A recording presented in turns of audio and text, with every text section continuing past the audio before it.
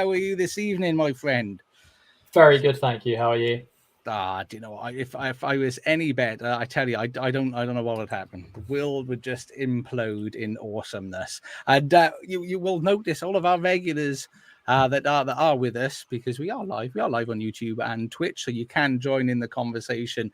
But you will notice it's not just Billy and I this evening. We are very pleased and honoured to be joined by the team from the Full Time Whistle podcast, and to introduce them, first of all, we've got Mo Salah running down the wing. Salah, la, la, la, la, the Egyptian king.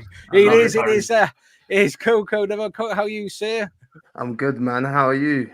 I'm just excited to have a legend here on the podcast with us. Supporter of the greatest English team to ever perform in Europe. I'm very careful. I told you, man. I told you. It's not just me that thinks it.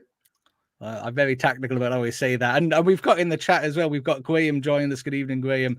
And Simon. Good evening, Simon. And Charlotte isn't here this evening on the pod. She's having another Monday off, but she does do every Thursday. So make sure you check out the Lower League podcast for Charlotte. Thanks for joining us in the chat. But it's not just Coco. There is his bestest buddy, I've been told, his bestest friend in life, and a man that he just can't live without.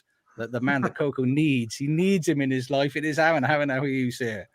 Thanks, man, Josh. I am good, thank you. Yeah, delighted to be on the pod. And yes, you are right. Me and Coco are the best of buds. So looking forward to seeing where this goes tonight. I'm a bit on edge because there's two Liverpool people on the pod. I'm not used to that, so it could be outnumbered.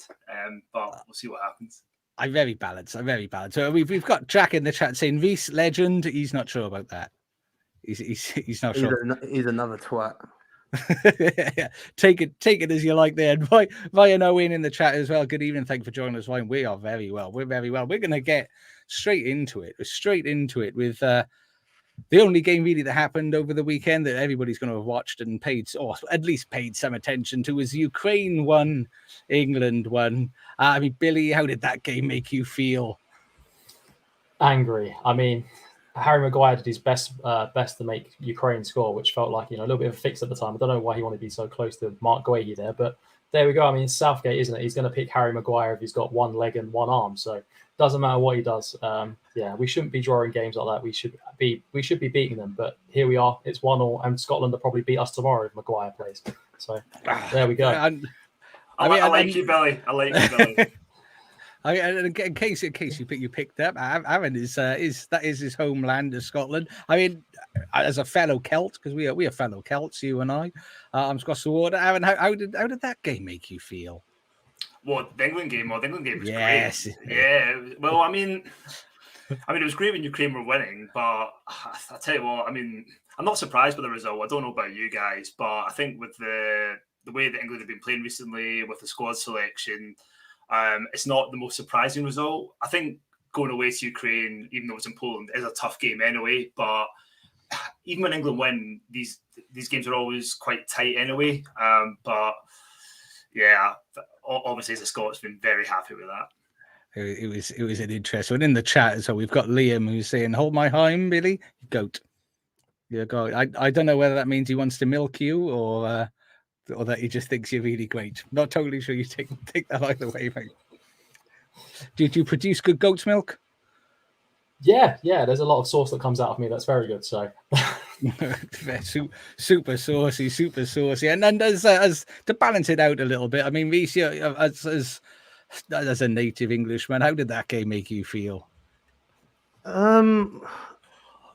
I don't know, innit? Because it's like England always do good in the groups anyway before the competitions. So I think everyone's been a bit too hasty with the fact that they finally dropped points and that it's an away fixture.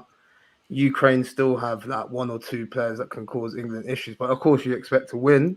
But there was players that were injured that normally play in the likes of, I don't know, you could argue that Jack Grealish could have been playing on the left-hand side. Would that have made a difference? I don't know. Then obviously you've got John Stones that normally partners Harry Maguire at the back. that's another loss. So I don't know, man. I think people are being a bit too hasty and a bit too harsh on England. But I do think, obviously, I do honestly think Gareth Southgate's not the man to take England forward in terms of like, it's just like you got all that talent, but just not enough oomph, you know. He's safe, isn't he? And I think I'm one. You get what you get with certain people, and what's always confused me a little bit is Southgate hasn't won things. He hasn't won things as a player. He hasn't won things as a manager. When he was at Middlesbrough, everybody saw what he was as a manager there. I think he did have the England under 21s performing well, but look at the team, all the players he had, and it's one of those. Sometimes I think you look at the team that you've got, look the teams they play, and there should be a level that they reach. But I mean, what I'm interested in, Reece, I mean, as a fellow Liverpool fan, you wouldn't have guessed it, incidentally, by his regalia that he's got on this evening. But Reece is a Liverpool fan. But Jordan Henderson starting in midfield. I've got to be honest. I looked at the formation. I thought, why isn't Maddison in midfield and Rashford out on the left? But he's starting Hendo. What do you think of that? I think towards the end of Henderson's career at Liverpool, you could obviously tell that he was a bit finished in a way. But you talk about leaders at England, and I know quite a few of them have won trophies now, especially the Man City boys. And then, the Man City boys have won trophies. There's no real leaders in there, so you need someone on the pitch that's gonna bark at you if you make a mistake. Even if he makes 1,000, he'll still get out other people for making a mistake. So it's like you take Henderson out that team. Who's going to be that person on the pitch to bark orders? I don't really see Gareth Southgate on the sidelines barking orders and all that sort of stuff. So I'm not mad with Henderson's inclusion in the squad. I just feel like you take Henderson out, who else are you going to play? Do you know what I mean? I don't think England's that blessed in that department, if I'm being quite honest. I mean, I got to be honest. It's like a swear word for me, but Jude Bellingham, though, I think it upsets me as a sidebar. It upsets me every time I hear his name mentioned and I see him performing on a pitch for how much money he went to Real for and how much money we were willing to spend on Caicedo. But that's a by the by. I mean, do you not think that he's someone who could be a leader? Who, Jude Bellingham? Yeah. I think he's too young. Like, obviously he plays like he's like 25, 26 already, but I just think honestly, I do think England are lacking leaders. Obviously, of course, there's a lot of winners there, but who's a real leader? Do you know what I mean? Harry Kane's very quiet from the front. Okay, cool. He captains the side through performances, but he doesn't captain the side on the pitch. Do you know what I mean? And you just need that someone, in my opinion, on the pitch. And unfortunately, Jordan Henderson happens to be it. Well, you certainly don't want Pickford shouting from the back because the man's a lunatic. We've got in the chat, though, we've got Get Eddie Howe in. Simon thinks Southgate's absolute poo needs replacing. I mean, on touching on that, I mean, Billy, again, it was a funny game in regards to his first 11 that he's picked. He's still insisting on Maguire. He's got a funny first 11. He picked the subs timing wise isn't always brilliant. I mean, and not just in this game in isolation, but looking over the last competitions. I mean, I've been saying I don't think he's good enough since 2018. Do you think Southgate is warranted staying there, or do you think England are going to benefit from keeping him there? What are your feelings? No, I think as a nation, we're very good at celebrating underachievement. And I feel like we got a really good draw in his first World Cup. And when we played someone of any notice like Croatia, we got beat. So the draw did him a favour there. He lost the Euros final. After that, he should have been sacked, in my opinion. There's no point in getting to a final and losing. It doesn't matter what team you are. Like, no one remembers who lost. And I feel like at that point, it was a good point to part ways with him. He lost, obviously, a quarterfinal to France, one of the best teams in the world. But again, it's a defeat. It shouldn't matter. And I feel like he hasn't achieved anything. I know people will say I'm crazy, but getting to a final and losing is pointless, in my opinion. And I feel like that down the years as well, whether you look at Southgate's England or you look at previous English managers that have done well in tournaments, I feel like we just celebrate underachievement too much. And it needs to be, we need a winning mentality, which we don't have at the moment. No, I mean, I agree. I mean, the thing that stood out a lot for me in the final against Italy was going ahead. Once there was a challenge, then once Italy made a change, he's got no idea. He's got no idea where to go. And like you said, he hasn't got that winning mentality and doesn't know how to make those changes. And he just didn't know what to do. He just got caught out, and Conte just showed him up massively. And then Sam in the chat there, he's gone downhill since Southgate stopped wearing his waistcoats. He can't even keep Marks and Spencer happy. It is true. He's I mean, the best thing he did, he grew that beard. That was a good move. I thought his beard growing was a good move. His waistcoat wearing was quite a good one. But otherwise, yeah, I don't know. I mean, Aaron, you're going to be on the same page as me in that you don't really care whether England do well or not. But looking from a sort of biased, neutral perspective, do you think Southgate's still the right man for England? Do you think it's time to move?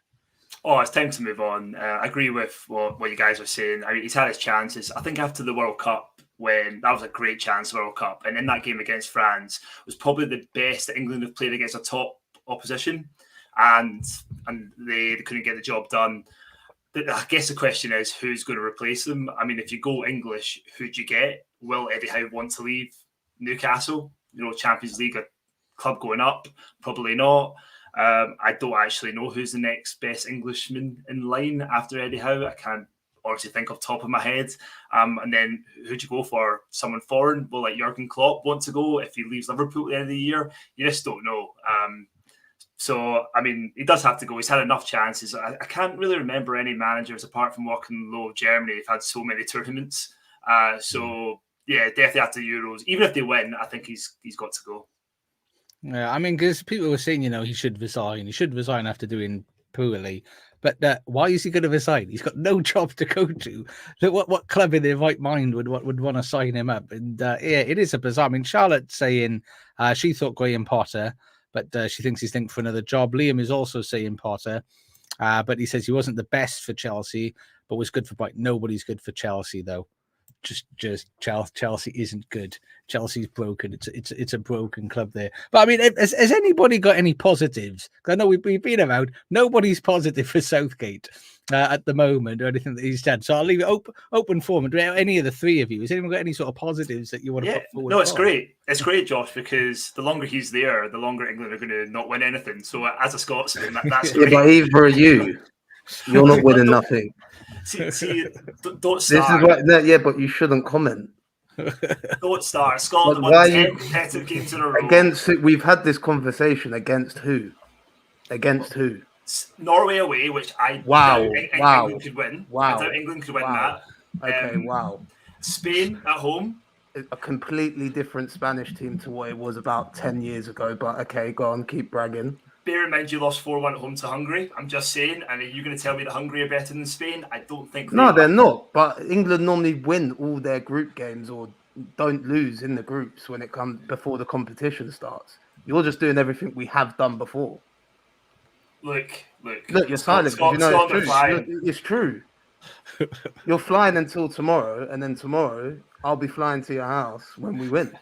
It's just a friendly. No one cares about a friendly. Tomorrow night, Scotland are going to qualify once Norway draw with Georgia. But this is what our podcast is like. Literally, I'll say left and Reece will say right.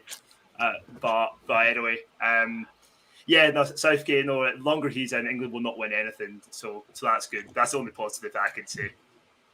How about you, B? You got anything positive you want to say for Gareth? Bless his heart.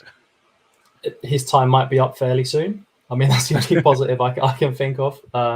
There isn't much, to be honest. There isn't much at the moment. Yeah, I mean, I personally, I think, because I can be quite neutral, really. I mean, I've got an English wife, so I have to be. But I think what he did do at that point in time, which England needed, was a sort of calming influence over the squad, because there was a lot of segregation, a lot of sort of disjointedness in the players. And I did think he did a good job of bringing that together, sort of calming the waters, as it were, and bringing that stability that they needed and people to enjoy playing for England again and not play with all of that pressure. But I think he's not got anything past that for me, unfortunately. So I think he's done lovely. As a Welshman, he's done a lovely job for England. It's been great. Well done. I think he did do that, what was needed. But I think we're all on the same page here that it's probably his time. I mean, Simon's saying in the chat, he needs a manager who's going to play a formation that suits the players they pick rather than shoehorning them into positions they don't know how to play. And Liam in the chat says he only picks his favourites, but he thinks England will probably get Lampard. Which, what a shout! What a shout! I'd be up for that all day. And Jack is saying, as a fellow host of the Full Time Whistle podcast, Coco was quite tame so far, so Alan needs to get him fired up.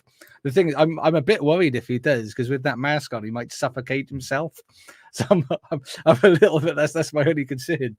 I must say, I'm actually so boiling on here. Like, I can't breathe already.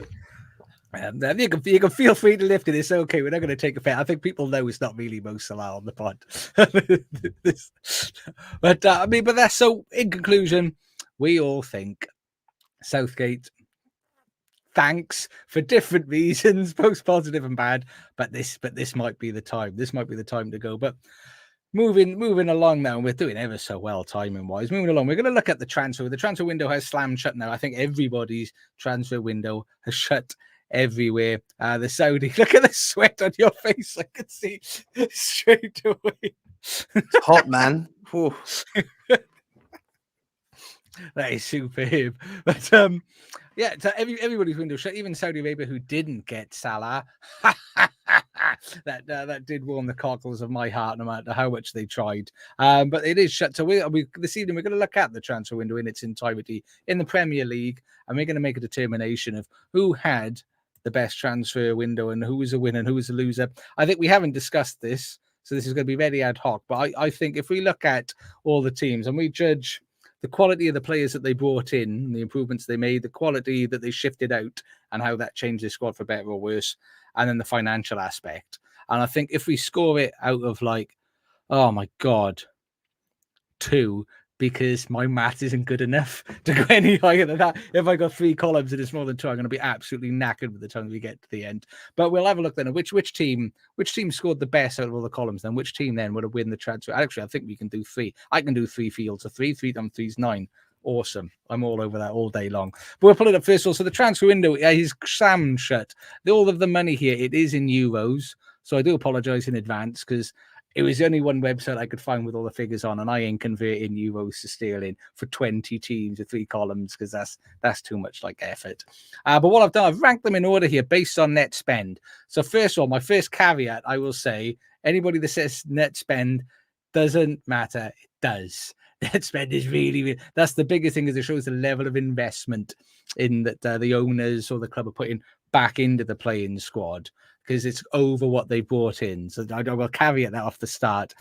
Charlotte off the bat, Charlotte thinks Brighton have had the best one just because of the money they've taken from Chelsea.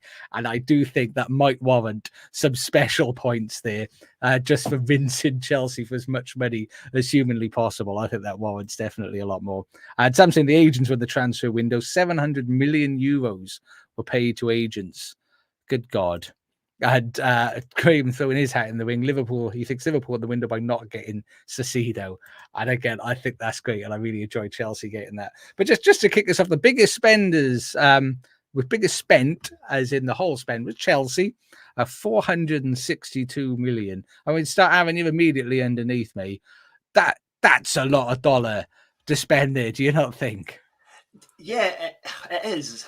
The thing is with Chelsea, at the beginning of the summer, they were quite calm compared to January. You thought they'd learnt their lesson. And then by the end of July, August, they just went crazy. It just went mental. Just literally, Liverpool bid for a player, Chelsea go and get him. So it was just, it's a bit mental.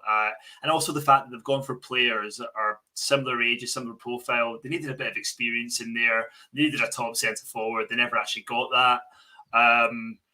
But at the same time, 195 mil spend, it's fine. It's not that much above second place, but it's just crazy. Like I don't really know how FFP works. You guys can probably explain that, understand it a lot better than I can, but I don't know how they can do it in consecutive windows.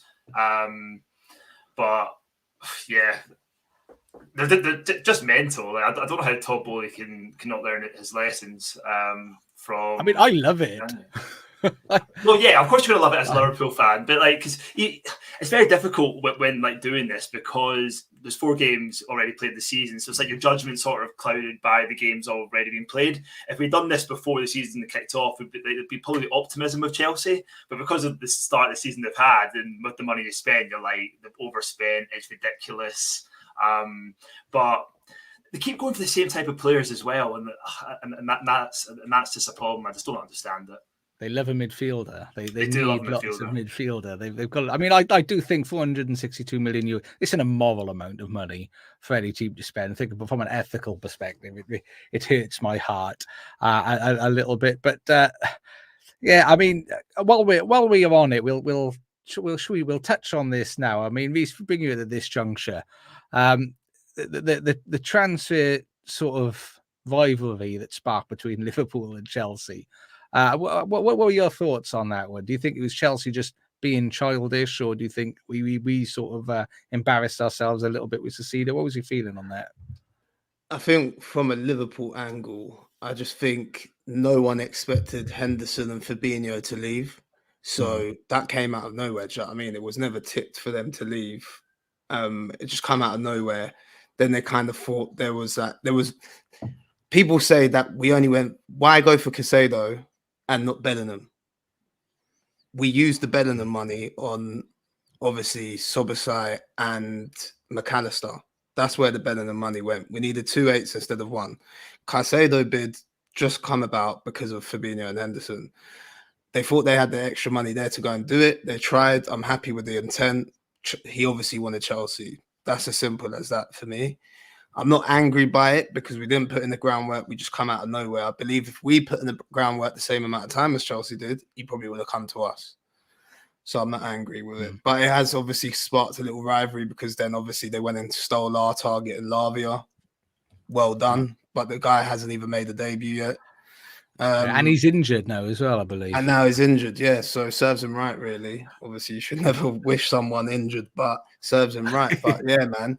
I just think like, obviously, I don't know if I'm supposed to touch on Chelsea myself, but I just feel like they bought a lot of players for the future instead of now. Like, I think everyone just thought, okay, yeah, they're buying this player, they're buying that player, they've spent a lot of money, Like, everyone's kind of forgetting that they're all young players. They're going to be ready in about 2-3 years' time. We're talking about obviously them missing a striker. Obviously, Nkunku got injured. Nkunku would have made a massive difference for them. He was looking good in pre-season with Nicholas Jackson up front, from what I was hearing from other Chelsea fans. So, yeah, man, I just think Chelsea's got to bide their time. It's going to be a long season, but they'll be ready in about 2-3 years' time. Yeah, we will go into Chelsea in a little bit more depth if we get round to them. But I mean, Billy, Luton, 22.75 million. What do they do? Do they just taking the money in and thinking, yeah, let's plan for the future, this is lovely, or what's gone on there? They're planning for a season in the Championship next season. They know they can't come up and spend 100 million like Burnley have because they know their squad's not good enough for the Premier League. It's probably a couple of seasons too early for them. So take 22 million, bag the rest, upgrade the stadium, upgrade the training facilities, all that kind of stuff, and come back stronger in a couple of years' time. So I think it's smart from them. They've not overspent. It was a bit like Norwich when they came up a few seasons ago and only spent a couple of million. So I think they know what's on the cards. I think it's good prep from them. I think like they're being realistic with their expectations this season. Yeah, I think it's quite sensible. I mean, I'm not going to consistently sort of pick on you, Reece, but I'm interested to see I'm assuming you're geographically in the Liverpool region, aren't you? Who, me? Yeah. I live nowhere near Liverpool. Oh, mate, you've just been to the stadium more than me. But I'm interested to see that Everton, they've made 42 million. Obviously, they're in some FFP nightmare. Did you think they're staying up with the work that they've done, or do you think that they're doomed to go down? Because their striker they bought looks quite tasty. Oh, who, that Beto? Yeah, and they got rid of Mope as well, which is magic. Oh yeah, he's gone back to Brentford. It's weird with Everton. I mean, I think we've discussed in our podcast recently how like Ancelotti's kind of left them in a mess. He spent all the money, and then they've got no money to actually spend. And then obviously at the same time they're building a new stadium, so there actually isn't a lot of money for them to spend. I just feel like with Everton, they're one of those sides. If they turn up on the day, then they're all right. But again, they can't spend money to maybe keep up, and they're just going to be a relegation fight inside at the moment. Yeah, no, it's really interesting what they're doing. God knows what's going to happen. Bless their little hearts. But I mean, the only other thing that stood out before we move on, net spend, Bournemouth. That's some dollar bills, 126.19 euros. I mean, Billy, what are you saying for Bournemouth, my friend? Only just behind Spurs. Yeah, I mean they're collecting Wonder Kids, Football Manager Wonder Kids, like their Pokemon cards at the moment. They've gone for all the favourite ones, and to be fair, they're building a squad for the future. Probably not on the same level as Chelsea, but I feel like they think they're strong enough to stay up. They probably think there's 3 teams that are worse than them, and the squad that they stayed up last season, they've got some good players in there. So I think they've taken a bit of a gamble this year and tried to push on and keep up with the other teams in and around them, like Crystal Palace, etc. I know they haven't spent a lot of money this season, but yeah, I feel like Bournemouth might just have enough to stay up, especially given the window they had. I think it was a good window for them. It is. You're happy, before we move on, because we will move on in a sec, you're happy with Spurs' spend? No, definitely not. We didn't sell Richarlison, so yeah, that was 30 million we didn't get, and we didn't buy a proper striker. Brennan Johnson, awful signing. We've got Son, Kulusevski, We've got players of that ilk. We just spent 40 million or whatever it was on him just for have another bench player, in my opinion. Just take a kid from the academy. Same thing. In my opinion, I don't rate him at all. He's going to get 5 goals this season. It's not what we need.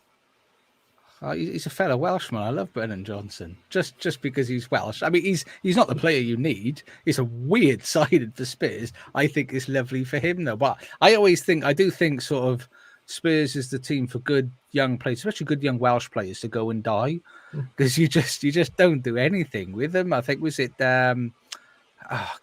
a young lad from Cardiff City, Aaron, you'll know this one. I think he's from Cardiff City, went to Spurs, a fullback. Chris Gunter. Yes, that's the one. In like 2008 or something like that, or no, maybe a bit later. Yeah. He's a Welsh legend, isn't he? He played quite a lot for Wales. Yeah, I think Ben Davies as well. He's gone and it's just been a weird career. I think Spurs is the team where you go for your career to die. I think personally, just like strikers at Chelsea. But we'll get into the teams. We'll start off first of all. There's Arsenal's transfer window. So Declan Rice, Kai Havertz, Timber, and Raya. I did have somewhere all the figures, but they are all in euros again. So Declan Rice with 116 million. Kai Havertz. Now, I don't know if you guys have caught any of our podcasts. Lucas is an Arsenal fan and probably the biggest Kai Havertz hater that I've ever seen in all my life. I mean, Aron, Kai Havertz, just what does he do? Do we know what position he plays in or a contribution he makes? Do you know, like, have you actually spoke to one fan that likes him? And this is like Chelsea as well. I've got a few Chelsea mates that they say apart from the goal of the Champions League final, didn't offer nothing, done nothing. I can't say I follow a lot of Bundesliga, so like I've only seen Havertz when he's been in the Premier League, and I do not have a clue what he does, and I don't have a clue, Josh, what his best position is. It's definitely not the midfield position he's playing now. He looks lost. He looks short of confidence. It's a very strange signing. I guess the best position is probably just off the striker if you're going to, put a gun to my head and say pick a position for him. But it was a strange signing. I think, Arsenal have done right by going for like just a few signings, but Havertz was not the one they needed to improve the team. The other signings are good, but obviously with Timber being injured, I don't know how long he's out for. They look a bit light at the back again, but yeah, it's a strange one with Havertz. And apparently you're a sticky bandit, allegedly. Aren't you the sticky bandit? Reece is definitely put a word in there like that. I have no. I can't even talk. Exactly. I have nothing to do with this. Well, so yeah, he's a weird one, Havertz. I mean, Billy, looking at that, can you see what the Arsenal have tried to do with these signings, or do they all make sense to you? Because I got to be like this. There's 2 that make sense to me, really. Yeah, I mean, Timber's a great defender. Solid for Ajax for the last few years. Shame about the injury. I think he's out for like 6 to 7 months. So I think it's a pretty big injury. So it's a shame. Well, it's not really, but it is for him. They overpaid massively for Declan Rice, in my opinion. Just English tax again. And then David Raya is a strange one because he's on the bench, he doesn't play, and I don't like this whole cup goalkeeper nonsense, in my opinion. So yeah, I don't know why they spent that much money on a backup goalkeeper. Must have money to waste. It's a weird one because I would almost argue he's better than Ramsdale. It's a really why would he want to go there? It's just such a bizarre one for me, and I can't see all he's done is Arteta's had to change the shape of the style that the team play and go backwards. It is a strange one. I mean, we sit in a window where we managed to pick Szoboszlai for 60 million. Arsenal are paying 100 and whatever it was for Declan Rice. Do they get stung there, do you think? I think it's like two completely different positions. Now, if we went and spent 100 million and we lost Fabinho, then I would have said, great. Do you know what I mean? We just bought Declan Rice to replace him. So I think, obviously, he's worth the money. At the moment, he looks great. Do you know what I mean? Arsenal have been like not that great this season. They've had to defend a lot, and Rice has been a big reason why they actually haven't lost the game yet. He looks like the only one up for it properly at the moment, especially against Manchester United. He looked proper up for it. So yeah, got to give him his props. And in regards to the rest of the so Heather's not going to be able to see Sonia. So Sonny disagrees with you, Heather. He thinks Ramsdale is pants. I can't figure Ramsdale out. He's a weird one. He's a real strange one for me. But in regards to sort of the players that they brought in, then I get Rice, I get the signing of Rice, I get Timber, Havertz and Rio. I'm not totally sure about. So I mean, if we're leveling them out to 3 for the incomings, I mean, are we all happy? I'm sitting on a 2. I mean, Aron, are you 1, 2, or 3 if you're scoring them? 1's low, 3's high. I mean, I guess 2, but that's really just down to Declan Rice. You on board with that, Reece? I'm going to have to agree with Aron for once, which really hurts. But yeah, it wasn't the greatest window by Arsenal. I think I don't even think they had to improve a lot, to be honest. They did really good last season. I think Declan Rice and maybe Timber would have been enough, and maybe a number 9. So I'm going to say 2. Wow. So, Billy, I mean, you even if you say a different number, the fact that we've all said 2 sort of makes you superfluous now. It does. I was going to go for 1 because they signed one decent player for decent money. So yeah, there we go. But in regard to the outgoing, so I do have looking at the players that they shifted up 67 millions worth of players. I mean, Granit Xhaka though is the one of note that really went out. I think a lot of the other players. Rob Holding, they're always going to get rid of Rob Holding. So in regards to players going out, Granit Xhaka is the only one that really, I think, made that much of a difference. I mean, I don't think they should score anything. I don't think they shifted out any problem players. I don't think they benefited massively from shifting the players out. I mean, I'm giving them a 1 for that, unless anybody thinks they did some really shrewd business. I think the money that they got for Balogun, and I know Aron was going to say that. I was going to say that, yeah. I think it's quite impressive the fact that the guys actually never played first team football properly for Arsenal, and they've got that much money for him. So I think you got to more or less give them like a 2 for that. Yeah. I mean, I'm happy. Aron, are you agreeing with Reece again? Do you know what I am? I don't know. It's maybe because we're on your podcast is why we're agreeing. But yeah, no. They got really good money for him, and even getting decent money for Turner, the goalkeeper, who's not really played that much in the Premier League. Adding that on top of Balogun, it's a good bit of money. I mean, Billy, did you sort of concur with that? Everyone's kicking on the 2 for Arsenal's lovely business here. No, they lost Nicolas Pepe on a free and they paid 80+ million for him. So, I mean, that is ridiculous to let a player go for nothing who you paid 80+ million for. Yeah, in my opinion, the Balogun deal was a good deal, to be fair. I agree with that. That was a very good, sensible piece of business. But the Pepe one has to score them a 1. You can't lose £80 million on a player in 3 or 4 seasons. It's just financial mismanagement, in my opinion.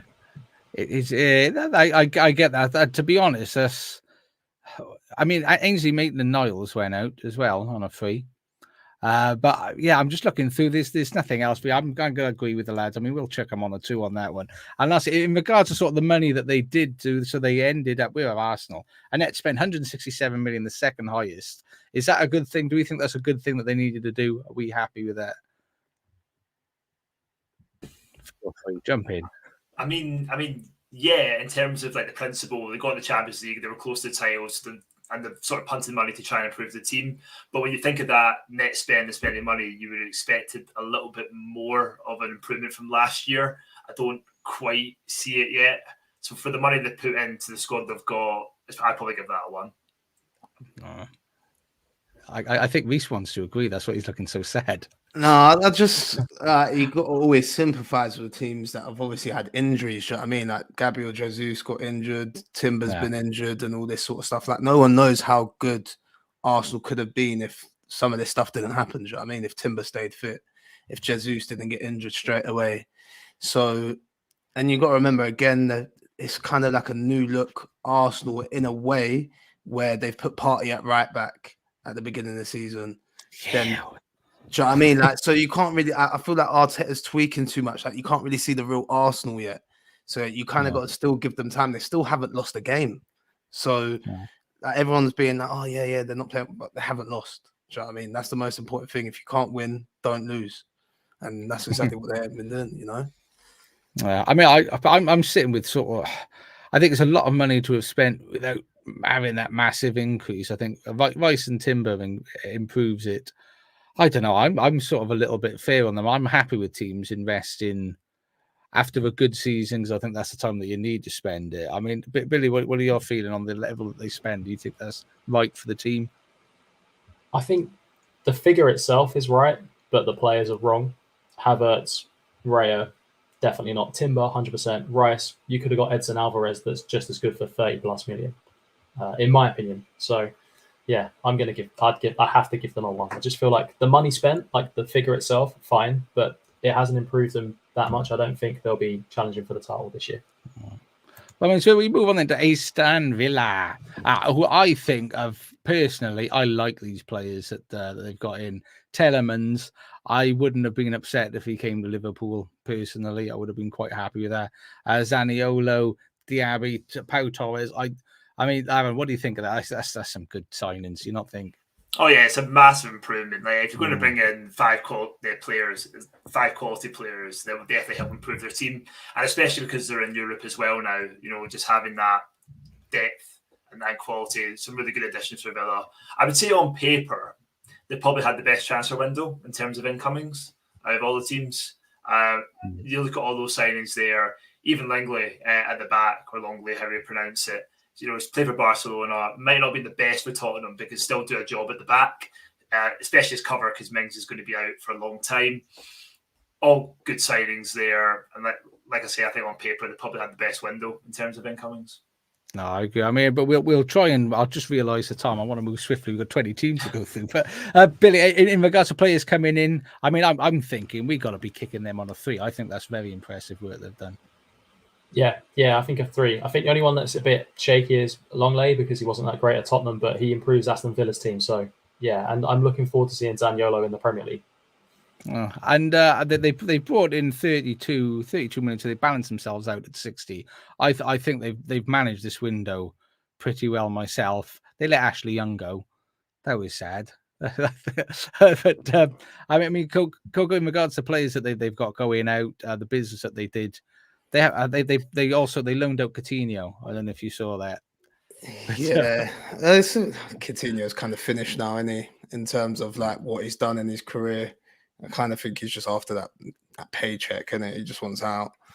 But yeah, I'm happy with a 3, to be honest, with Villa. I think they've done very good business. Again, I agree with Billy on the Longley one. Didn't look that great at Tottenham, but again, he improves Aston Villa's depth for when their main centre backs are injured. So yeah, very interesting window by them. Yeah, it's good. I mean, if we're scoring the 3, the outgoings they've sort of balanced quite well. I might just drop that because I don't give a crap about who a club got rid of ultimately. In regard to the overall window, this net spend that they had, I mean, I think they've managed their window very well. If we were to score them a 2 for their, are we scoring them a 2 or a 3? Do you think for their overall business, Billy? What are you on? Yeah, I think a 3. I think it's been an excellent window for them. They've improved. They've got some of the dead wood out as well, like loaning out Coutinho to Qatar. I feel like, yeah, they're a club on the up. Beautiful. So anybody disagree? I saw you, Aron, immediately unmute. I thought you got all excited. You wouldn't talk about Villa. I'm always excited, Josh. Always excited. Yeah, 3. Beautiful. Quite Well solid. done, Aston Villa. And this is one for Heather now. Cherries, because I think Bournemouth is too many letters and it messes up the slide if we put Bournemouth across the top. Interesting players that have come in. I mean, I'll ask you again on this, Elspidi, because you're always a good one for random players that people might not know. I mean, I recognise Justin Kluivert, Hamid Traore, and Max Aarons, Tyler Adams. What do you think the players that they've had come in? There's a lot there. Yeah, they've had a great window. Milos Kerkez at left back is one to watch for the future. It's very good in Eredivisie last season. Very, very talented player. I feel like the only one there that I don't feel like will do well is Justin Kluivert. And I said it before on a previous pod. He's like a nepo baby. If he wasn't called Kluivert, he wouldn't be a football player at this level anyway, in my opinion, because he's not. I don't think he's good enough. But Alex Scott, very excited to see him in the Premier League more. And I think Sinisterra on loan as well from Leeds, a very exciting winger. They've had a very good window for Bournemouth, improves their squad massively overall. I mean, Reece, what do you think of the business that Bournemouth have done? Lots of money spent. I'm a bit annoyed, kind of, in a way, because one of my good friends' brother is actually a pro at Bournemouth and he's a striker. So under, I think it was Gary O'Neill, he was on the first team bench at least 4 or 5 times last season. And I think with the amount of incomings that they've had, he ain't going to get that opportunity now. So hopefully he does, but I don't think he will. But I think they've done very good business. Max Aarons, I've kind of always wanted him at Liverpool. Yeah. I think Tyler Adams was very good at Leeds. I think he was unlucky not to go. I think he actually would have done good at Chelsea, to be honest. He plays with his heart. Sinisterra caused Liverpool issues last season. He's another one that I wouldn't have minded on the bench for us, perhaps. Yeah, it's interesting. I mean, I don't know too much about Alex Scott or Milos Kerkez, I can't lie, but from what I hear from other people that do, it's a bit like what Billy said, like they're good additions for Bournemouth. Yeah, there's a lot of good players. I mean, in regards to the money that they spent, as we said earlier, that's a big chunk of change. But do you think they invested well? And you think that was money well spent? I mean, time will tell with that, but they've got the new owners, and you can see why they sacked Gary O'Neill in the summer. Just trying to sort of rebuild the team, take it in a new direction. It is a young side, and it's good that they've sort of punted money into it. I don't see them getting involved in relegation scrap this year, so it's just about rebuilding, putting a new philosophy in, style of play, and they should be all right. But they definitely brought enough players that they've got a foundation to build on for future windows. Yeah, I mean, in regard to the sort of points scored, I was giving them a 3 for players coming in. In regard to their financial management, the only concern a little bit is that they didn't have a lot of income in, so they had 127 million. That they spent. Only I think this can't be right. 1.5 million is all it says that they had of players that they recuperated for Ben Pearson. 1.5 million. So that's a bit of a risk from an FFP perspective, considering where they are. But I mean, Billy, do you think they've spent wisely? Do you think they warrant a 3 on their scores as well, or would you call them a 2 for their management of that? Yeah, I would give them a 2 because it's a huge risk. I mean, they shouldn't go down, but if they do, they'd be in big trouble financially. So, yeah, I think it's the risky aspect. Yeah, the Championship would love that. But I mean, Heather, on the whole, everybody's very happy with Bournemouth and their stellar work there. So you should just be absolutely elated. Brentford, another one with a lot of players. The one that stands out immediately, Romeo Beckham. What's that all about? Is that just selling shirts? Because has he done anything anywhere? Do people actually want to buy his shirt? Do people actually want to buy his shirt? Really? Kids, maybe. I don't get it. I mean, I've got to be honest. I don't. It might just be me. Ethan Brealey, I do rate. He's a young player from Rochdale. That is a shout out for you as well, Charlotte. Ethan Brealey, he is a good midfielder, and I think it's a good opportunity for him. But Neil Maupay, what is that? What is that all about? I mean, Aaron, tell me. Neil Maupay, are you taking him at Cardiff? Would you take him in the Championship at Cardiff, let alone in the Premier League team? Would I take him at Cardiff? If he says no, he's lying. I would probably take him at Cardiff, yeah, as a squad player. But my memory of Neil Maupay at Brentford was at the Cardiff City Stadium. He rounded the goalkeeper. He was 2 yards out and he hit the ball wide. That's my memory of him playing for Brentford. It's a weird one because Brentford are a team that are constantly progressing in the Premier League, and Neil Maupay's constantly regressing in the Premier League. So it's a strange one, but I think it's probably a good financial option for Brentford until Ivan Toney comes back. That's all I can really see it. But I don't know, it's a bit of a strange window for them, but do Brentford normally get marquee signings anyway? They seem to always make it work, don't they? So, I mean, I think it's got to trust what Thomas Frank and their recruitment team does. Yeah, I mean, it's just more pay for me. I mean, it's been solid business, but I think we had Dan from the Vedmen TV on last week, I think it was, and we also have Kiva, who's from Toffee TV, comes on, and both of them said the same thing. If more pays the answer, what the hell is the question? Because it's not how do you get goals. That is for certain. I mean, Billy, I can't. I think this is a pants window in regards to players coming in. Apart from one. Do you disagree? I do, actually. I feel like the Romeo Beckham one is just for show. I actually saw his first game. He played at my local club. He played against Welling in his first game, and David Beckham was there. It was a whole big thing. And he wasn't very good. But I feel like Kevin Schade is a quality player. He's very, very good. He's looked good so far. Great young German talent. Nathan Collins as well is a good signing for them. Mark Flecken in goal. He looks fairly decent. I wouldn't say it's their best window, but I feel like it's probably like a 2. No. I'll go for that. I'll give you a 2 because I haven't got time to go home. We're going to run out of teams and time at the moment. In regards to the overall window, I mean, Aron, do you think the window's overall any good? I'll try and give you their net spend. We were Brentford's net spend. Brentford. Can't even find them. 54 million. Yeah, I mean, I guess. I mean, Brentford don't really tend to sign marquee players anyway, and then they turn out pretty good. It fits into their system. They go for specific players to fill specific roles. So, I mean, on paper, probably quite an underwhelming window, but I'm sure they'll be all right, and they'll turn out good. And so Brighton. Oh, I personally, what a window. In regards to obviously the money that they brought in. I don't know how you felt about this. Reece, James Milner leave. I think Brighton's becoming where we send all of our old midfielders to go and retire. How did you feel about Milner leaving? I think it was kind of time, but again, it's just that the whole leadership thing. That I know, obviously, we've got a few captains in our squad in terms of obviously Van Dijk for his country, Sobosai now. Obviously, I think Salah's the captain of Egypt. Like we have got leaders, but they're like quiet ones. Do you know what I mean? I feel like Milner, he, from what I see online and stuff like that, he seems like he's got a bit of character in the dressing room, in the training ground, and stuff like that. So I think it was a bit sad in that sense, but he was finished in terms of on the pitch stuff. You know, I love it. Apparently, you love Milner, according to Sonny. No, I love what he's done in his career. Like I think he always plays for the badge. Do you know what I mean? Like we're very big on that, like playing for the badge. But yeah, I think his time was up, if I'm being quite honest. But I feel like for Brighton, it'll be good because they need like leaders down there to obviously in Europe. You know, they're playing in Europe for the first time, so it's going to be big for them. Yeah, I agree. I think he's such a shrewd signing. I think he's probably the best professional footballer I think there's been in the Premier League. I think the man's an absolute legend. And if he let me, I'd have his kids happily. I'd do that. Him and Gerard are the two people I'd happily get a womb for the fetus to live in.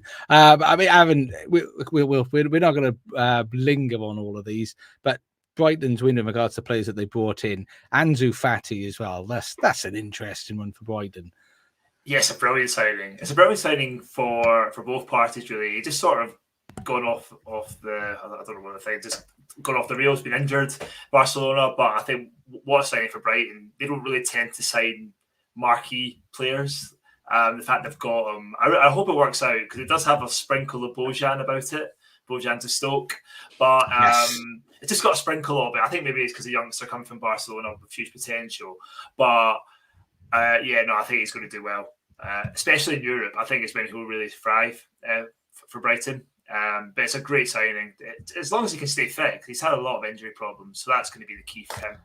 Yeah, and I just think I agree with you. The sort of Bojan thing, he started well. He's still like 19, 20, I think, and it could be flash in the pan potentially. I sort of concur with you there. But we'll kick through some of these timing wise. So Burnley signed 800,000 players. I think they've really gone for it. Billy, and any inkling of good work being done there at all? James Trafford, very good signing. The goalkeeper was excellent at the under-21s. I feel like he was a good signing for them. He's not been great in the Premier League, to be honest. Sander Berge is a fairly decent player as well, but the rest is like Michael Obafemi. Why would you want him? Championship striker at best, maybe League One level. And the strange one was Villa selling Adam Ramsey. I think that was a very, very strange one to go to Burnley. That's a good piece of business, but apart from that, they've built. They've spent so much money, and if they go down, they're in big trouble, which they look like they will, to be fair. Yeah, I mean, I predict them to go down. I mean, Charlotte, I did realize covering your face there, but Charlotte, it's like the Forest season last season. I mean, Aron, is there anybody there that you think is going to redeem the expenditure that they've had there? I mean, I agree with Billy about Aaron Ramsey being a good signing, even though it's the second best Aaron Ramsey signing that happened this summer. Just saying. Obafemi, championship level at best. Sander Berg's a good player, I guess, but I can't believe how much money they spent on rubbish, really. I sort of disagree with Billy about the goalkeeper, James Trafford. He looks completely out of his depth in the Premier League. He's only ever played in League One, so he's not even had championship football. I can't believe that Burnley spent, nearly 20 million on him. Just sort of wasted money. I can see them coming straight back down, which is mad because they walked the championship last year. I agree. I think they are done. I think they think they're too much. They think they're too much. And we haven't got subtitles, I'm afraid, Sonny. We can't. Coco is stitching me up there. I have nothing to do with this. Nothing to do with it. Swear down. But we're on to Chelsea, and we will start to try and power through some of these. But the big ones we've got to focus on. Chelsea spending all of the money that they possibly can. I mean, Reece, do you think they've done the right thing there? I mean, you mentioned earlier they've got young players for the future. Do you think that they've done that, or do you think they've just brought players who somebody says are good? Because they'll never strike me as a team that plan for the future. I think, unfortunately, we said it on our podcast before, that obviously a lot of the good older players are at the end of their career now. So it's time to that's why teams are spending a lot of money on these young players, because they notice that the next couple of years are coming up now where you have to have these young players now before someone else goes and gets them. So that's exactly what I think Chelsea's doing. I think they didn't expect to go into the season and win the league or anything like that, maybe get top four, but they're signing these players for next season and the season after, where they might go for the league, and you know what I mean. So, yeah, I think it was good business by Chelsea, to be honest. Apart from Caicedo, I mean, people are going to disagree. I think every single player there, and Nicholas Jackson done good at his previous club, and Cuckoo, obviously. Cole Palmer, I was surprised that he left City to go Chelsea. You were slating Jackson. No, but I think he can't score at Chelsea. But he can't score at Chelsea. It's obvious. Look at some of the chances he's missed. But at his old club, he was a good player. Do you know what I mean? So it was a good signing at the time. Maybe. How many times did you watch him? Huh? How many times did you watch him at Villarreal? Well, whenever they were in the Champions League, I think he might have come off the bench against us. But I can't sit here and say, yeah, he done well. I'm just going off of what Chelsea fans were saying to me. Do you know what I mean? But going off of Disasi was obviously at Monaco, good centre-back. Sanchez, I actually don't think he's a bad keeper. But Aron, anyway, you stop talking, you support Cardiff. I mean, Charlotte in the chat said there's some decent signings for the future, but will Poch be given the time? And that's my thing. They've got all these young players coming, but how are they going to develop? Because the system's always, for me, the system's always going to change. The manager's going to change. The training's going to change. I don't know. I really don't know what they're going to do there. I mean, Billy, have you got any sort of strong feelings that you think they've done good, or is it just woohoo to spend all the dollar? I think someone at Chelsea is playing too much Football Manager, because they've literally just signed like a whole list of wonder kids from there. If you look at Angelo, Washington, Diassi, Leslie, it's like a list of players that you go out and buy. But yeah, I feel like they've spent a lot of money on some poor players. Lavia, I don't get what he does.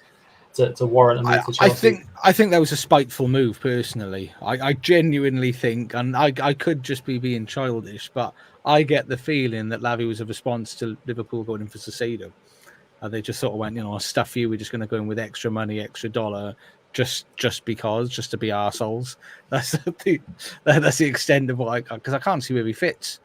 Apart from Todd Bowley's get to sit next to a real footballer. Other than that, I don't understand where his place in the team is. It's a strange one. I mean, I have your Chelsea, yes or no for you? No.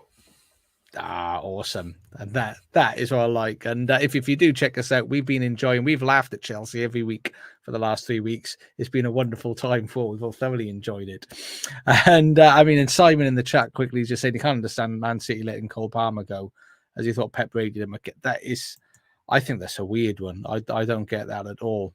But Crystal Palace, Jefferson Lermers, and Rob Holding. Anyone that signs Rob Holding's in for a lot of trouble. And Aaron, do you think they've not signed a lot? Do you think they've signed smart? Well, they lost Zaha, didn't they? I don't feel like they've replaced him. I mean, they've kept Eze.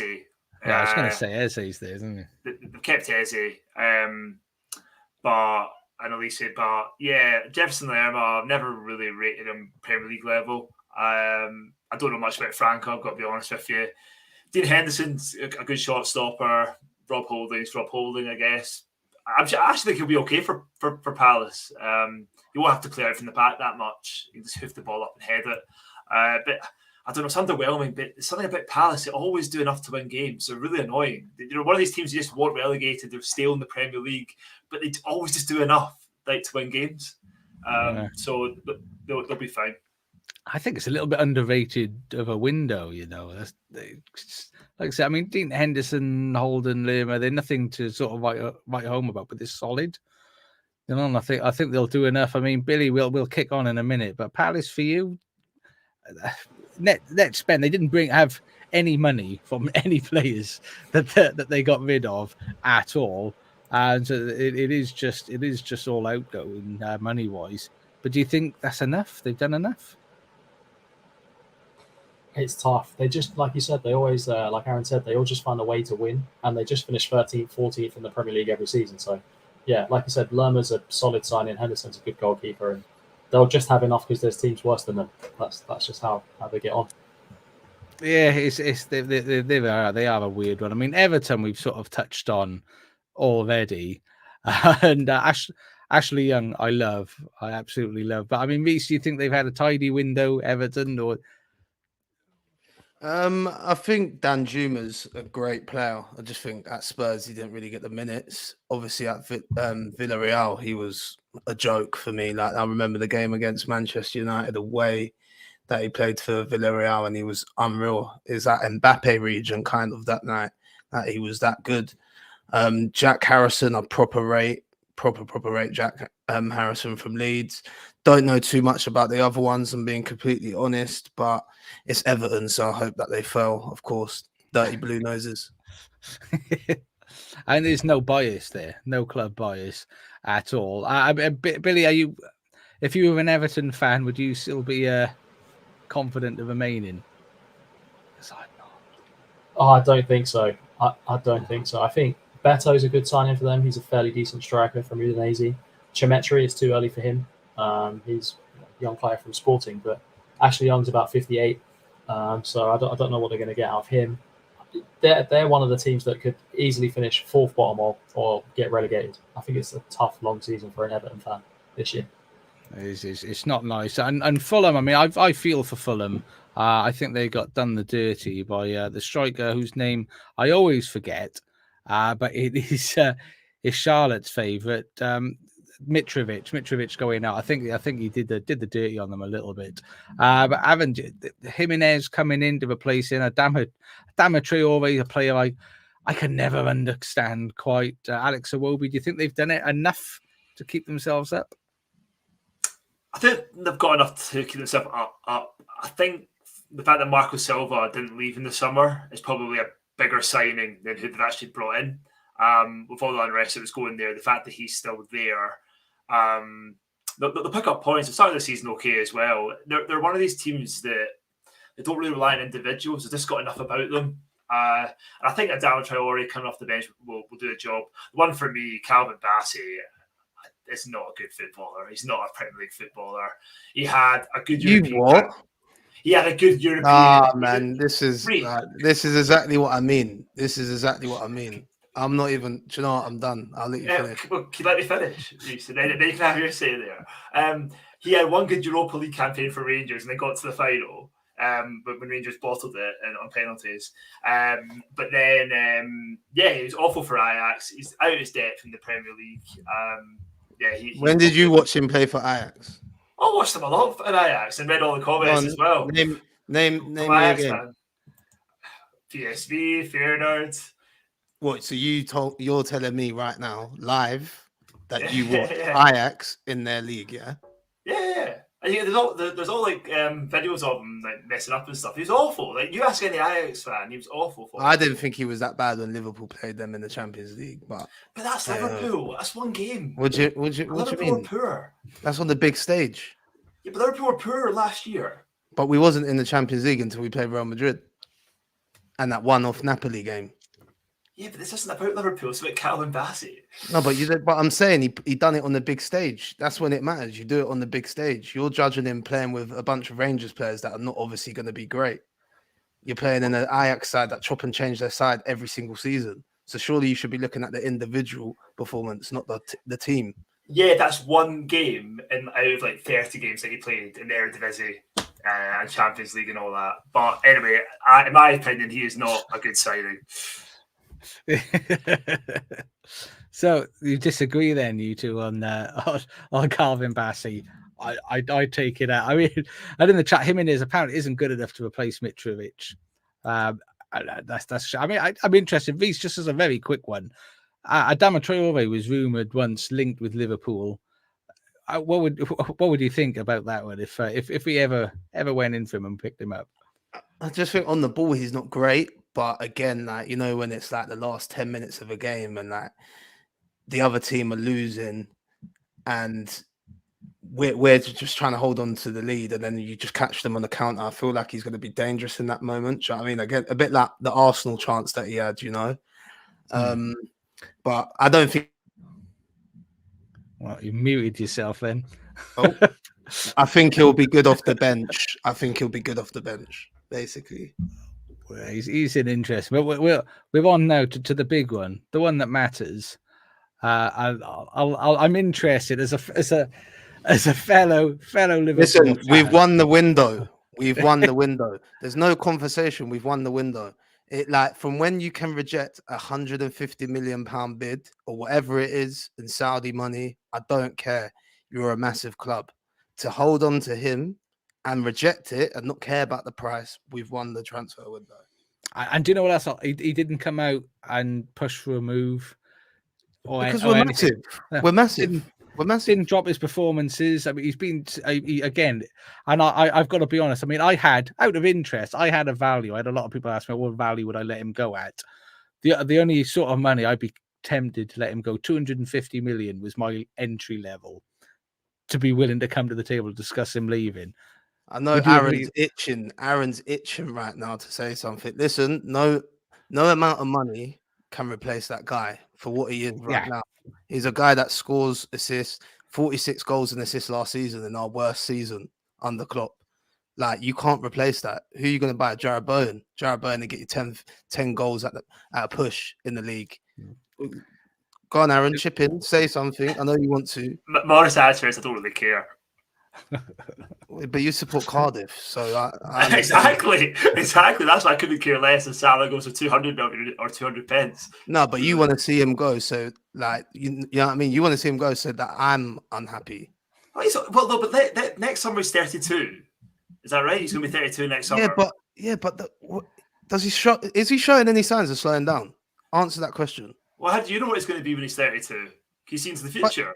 But he's 31, 32 now, and he's but like he's done something every single game he's played in this season. I'm not disputing the fact. I'm not disputing the fact he's here for this season. Well done. Do you want a medal for it? Like, let's see what you can do. But we're a club that's showing ambition. You keep your best player to get back in the Champions League or maybe challenge for the title. Right, fine. So this season they could be good. Like you've said, about the valuation. I couldn't care less. But I mean, if I was Liverpool, I would take 200 million if they could get 200 million for a 31-year-old. That's just my opinion. I wouldn't even come to the table for 200 million for South, because I agree with you. I think he's got 2-3 seasons at least before. If you look at the way he's looked after himself and the way he's looked after his body, we've seen how long Ronaldo and Messi have played for. I think he looks after himself better than Messi, certainly.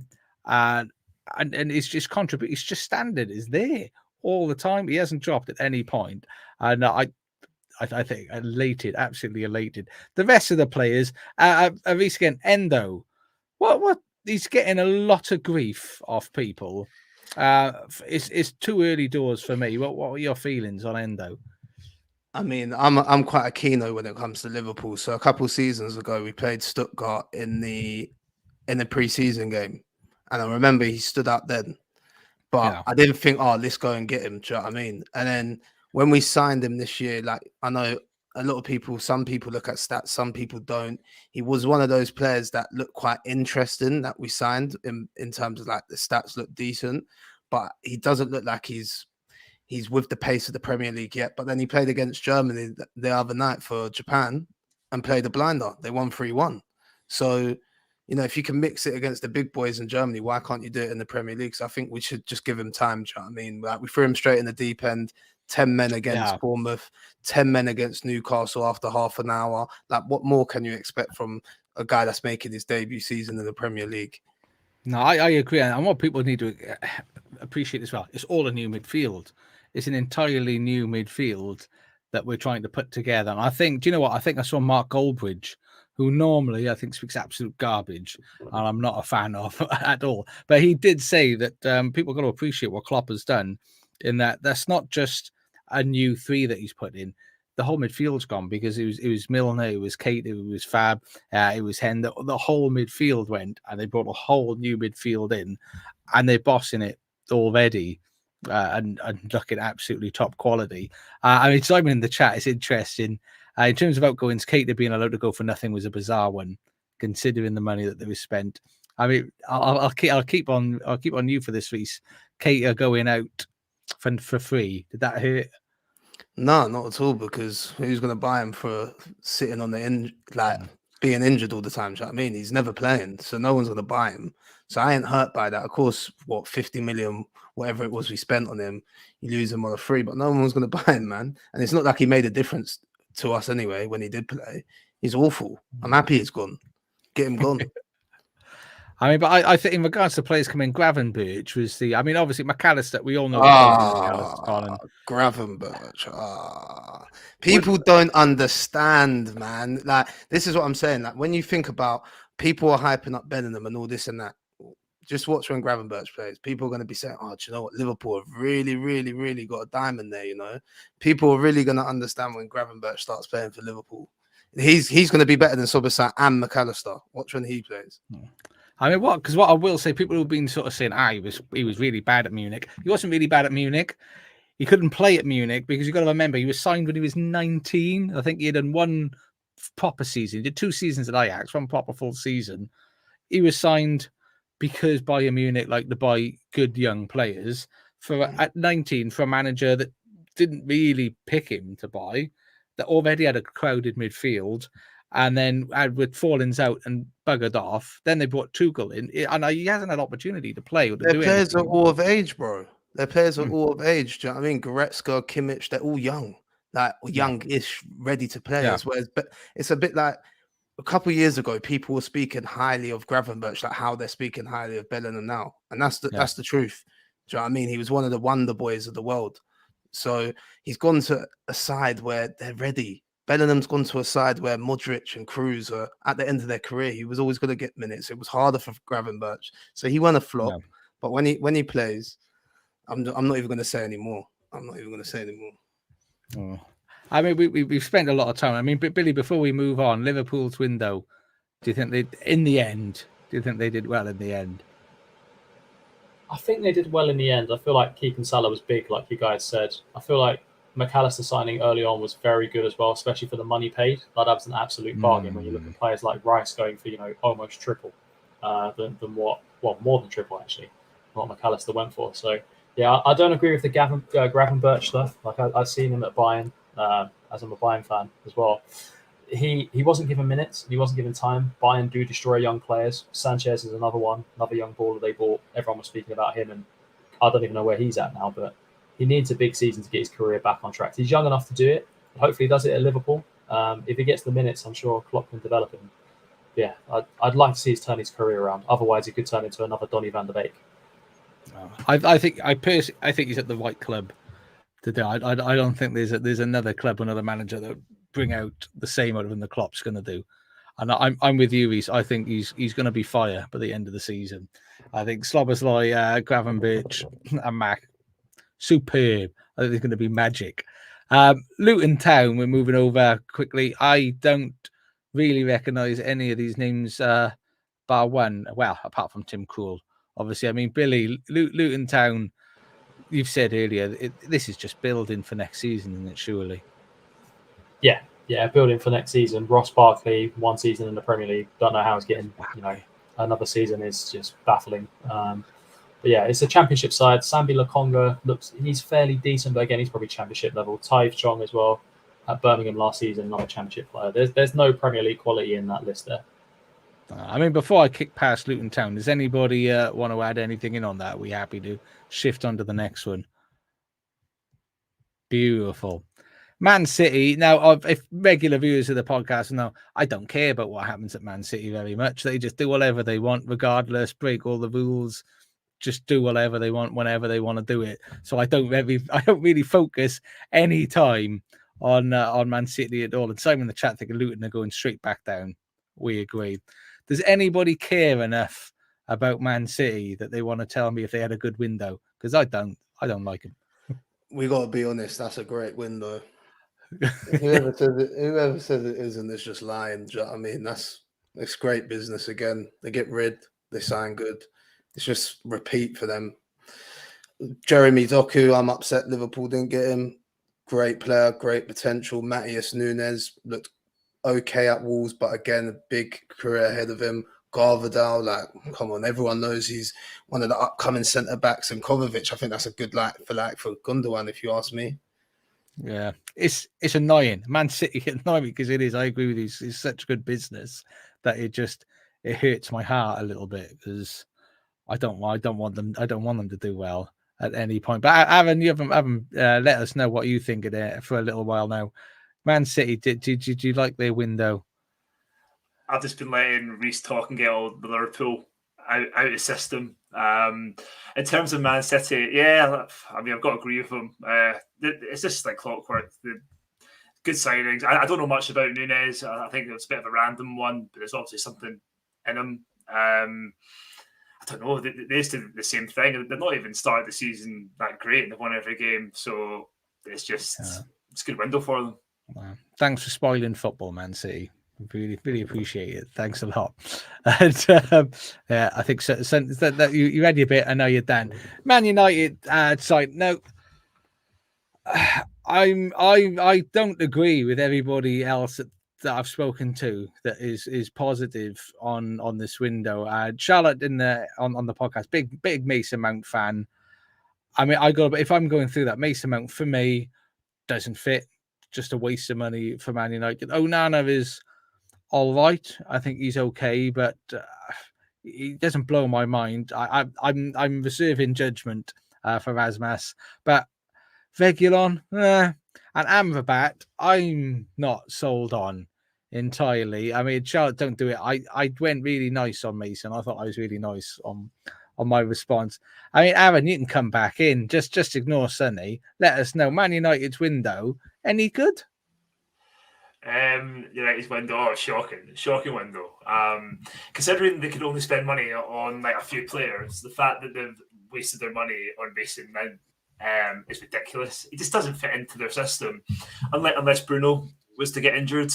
The striker that spent 70 million on, he looked good against Arsenal, but I've not seen him play that much. If it's worth it, he's a youngster. Reguilón, I mean, come on, like, can't get a game for Tottenham. And Amrabat's injured already, so and to pay £10 million for a loan as well is just ridiculous. You're Man United, you're meant to be getting the best players, and you're going to Fiorentina to get or wherever he plays for a guy on loan for 10 mil.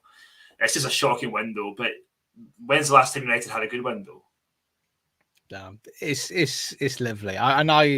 I don't know. I mean, before I'll kick past them in a minute to try and get another one.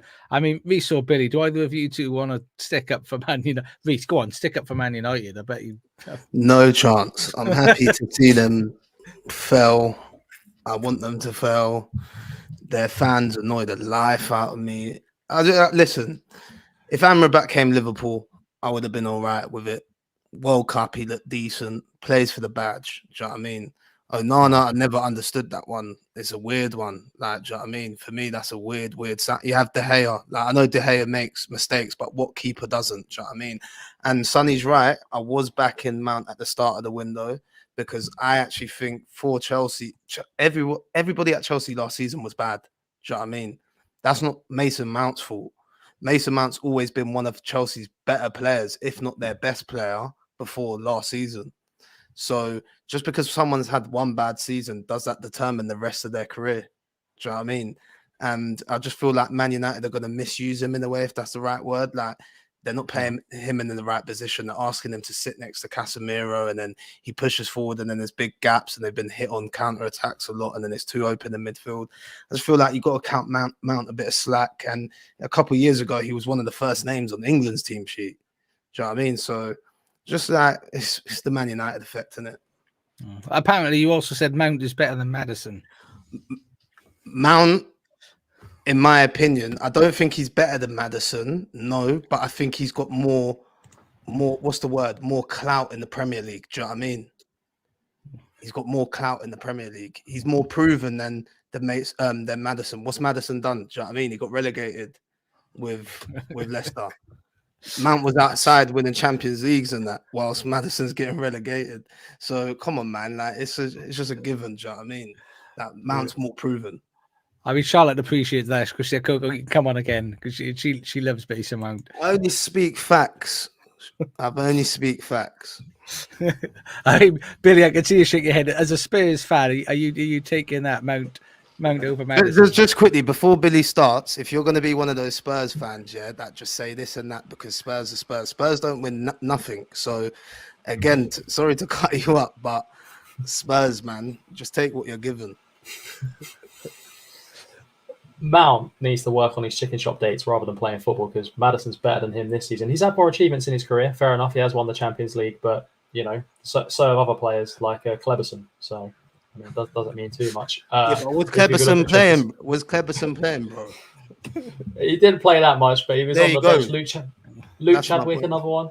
Chadwick was he playing? Yeah, he played. He played a fair few times for United. For Man United. What? Did he play the final? He didn't play in the final. No, he didn't play. Did he assist a goal? No. Oh, there you go. But still, it's just a trophy at the end of the day. But yeah, I feel like Man United's best signing this window is Altay Bayindir. Onana for me is going to be. Do you remember Taibbi, the goalkeeper they signed in the early 90s? He's the Taibbi, and I think Bayindir is going to be their number one goalkeeper towards the end of the season because he's a quality goalkeeper. He's been slept on as a signing, I think. I mean, I took some cracking comments on this one. Chatting waffle. Maddison's way better than Mount. Mount is the new Jomba. No, listen. I'm not saying Maddison's not a better footballer because he probably is technically better and all this sort of stuff. But it's like, it's just who fits what team, do you know what I mean? And I feel like Mount at Chelsea, when they were good, Mount was the main man. No one was chatting bad about Mount. One bad season and everyone's too quick. I hate fans like that. Yeah, I mean, I'm similar to you. I don't mind Mount. He just doesn't fit for United. For me, he's a bad signing for United. I think with Maddison's a good signing for Spurs, Mount's a bad signing for United, and I think he's knackered himself. But then any player that signs for United, I think you've made a mistake.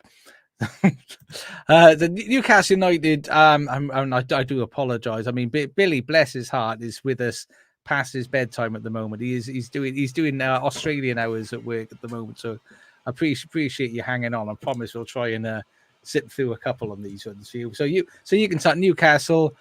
I thought it was a good window at the start. It's not really sort of panned out for them so far. What are your feelings on Newcastle? They've spent money.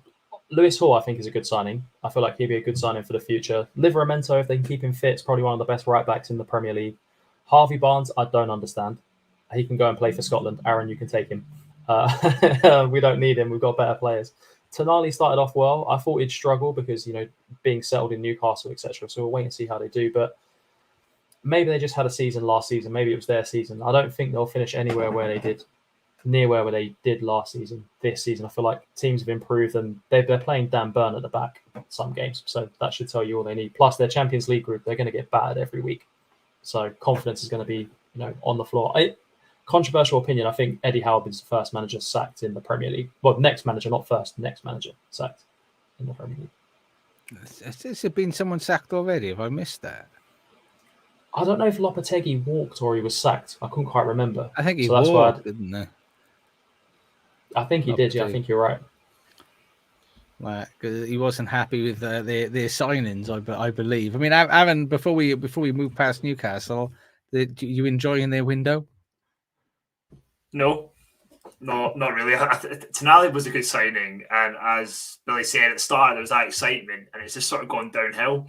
I understand Saint-Maximin getting sold. He didn't really fit in with Eddie Howe's system, didn't play him that much. But the fact that he replaced him with Harvey Barnes, that I am not a fan of Harvey Barnes at all. I've just started to like him better if he picks a better country, which I think he's going to do. But it's not a replacement on Saint-Maximin. And the fact they've got the Champions League as well, there's apart from Tonali, no one in there improves their first 11, which is the whole point of this, the summer should have been to progress, get one or two players to help improve the team. I also disagree with you all about Lewis Hall. I've got to be honest. I think it's a loan of an obligation to buy for 35 million. I don't rate him in the slightest. I don't think he's proven enough at this. I don't think he's proven at this level. We have a fool. Well, potentially coming from the guy that said Mount's better than Maddison. But like Hall, I think he's a season in a top 6 championship club. I think the fact he's 35 million just because of the English tax on him, but pretty underwhelming window for Newcastle, I think. No, I concur with you there. I concur totally there. Forest, Jack was looking forward to a bit of Forest chat. I mean, a lot of players there. I've got to be honest. I'm most excited about Ibrahim Sangare and Amadou Belli. I think they're two good players. I mean, and Alanga's a good signing. And Divock Origi. I'm so happy to see him back. I just hope he plays regularly. I mean, Reece, what are you feeling for Forest window? A whole load of poo, if I'm being honest. They did the same thing last year and won 9 games in the Premier League. Like, do you know what I mean? Like, I just think that it's just pointless chatting about Nottingham Forest. And I'm saying this because Jack's the host and he goes on about Forest.